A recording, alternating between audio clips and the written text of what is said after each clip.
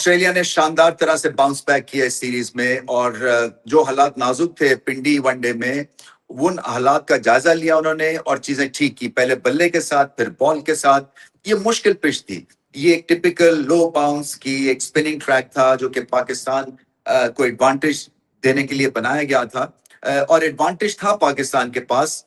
بال کے ساتھ جب انہوں نے ٹاس جیتا اور پہلے بولنگ کرنے کی سوچی انہوں نے، کیونکہ سیکنڈ ٹائم پہ شاید امید تھی آس آ جائے گی اور گیند بلے پہ آئے گا اور چیز آسان ہو جائے گا، بٹ وہ 200 سے جو 231-32 رنز کروا دیے نا، وہاں پہ معاملہ ٹیڑھا ہو گیا، کیونکہ آسٹریلیا کو پتا تھا کہ یہ پچ جو ہے اگر یہ عقل سے انہوں نے بولنگ کی تو معاملہ پاکستان کے لیے ٹف ہو جائے گا۔ سو پاکستان اور آسٹریلیا دونوں 2-3 جگہ کے اوپر ٹیسٹ ہوئے اس میچ میں، اور آسٹریلیا آگے نکل گئی کیونکہ ایک ریزیلینس اور کمٹمنٹ جب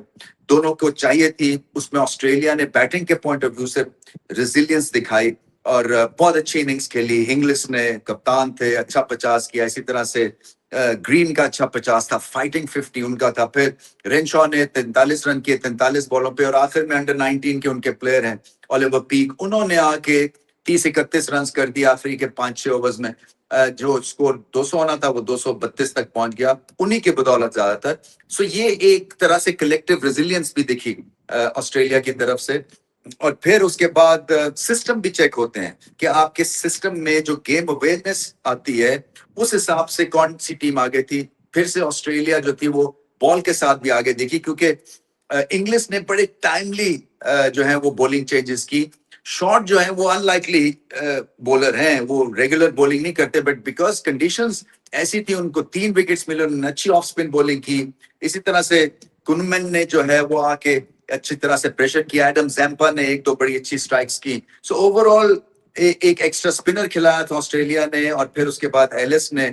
پریشر کریٹ کیا، انہوں نے 4 وکٹیں لی۔ سو اس پچ کے اوپر اگر وکٹ ٹو وکٹ کوئی بال کرتا ہے اور اس کی 140 کی سپیڈ ہے، پھر چینج آف پیس بھی ہے، تو وہ بڑا مشکل کام ہو جاتا ہے، کیونکہ رنز کرنے کے لیے آپ کو باؤنس چاہیے،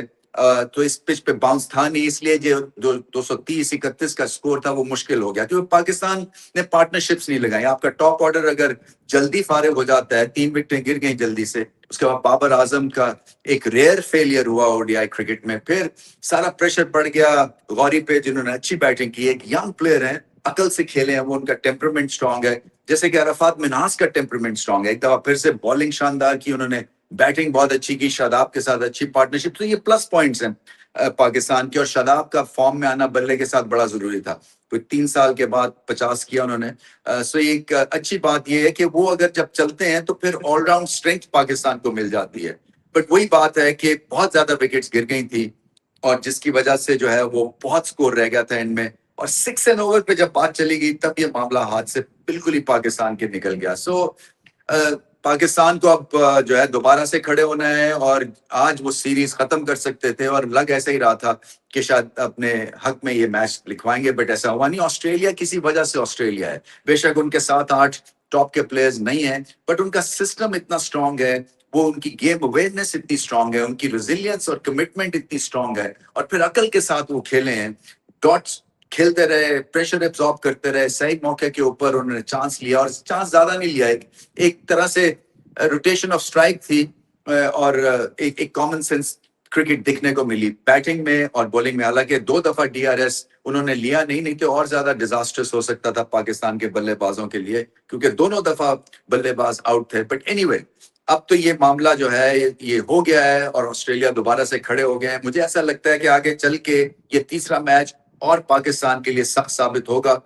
دیکھنا یہ بڑی کال یہ ہے کہ کیا ٹاس جیت کے شاہین آفریدی پہلے بیٹنگ کریں گے، رنز آن دا بورڈ، اور اس کے بعد جو ہے وہ اٹیک کریں گے بال کے ساتھ۔ مجھے لگتا ہے کہ موونگ فارورڈ ان کو یہ چینج آف پلان کرنا پڑے گا، کیونکہ رن چیزنگ لاہور میں اگر ایسی پچ ہوئی اور یہی کنڈیشنز ہوئی، بڑا مشکل کام ہوگا۔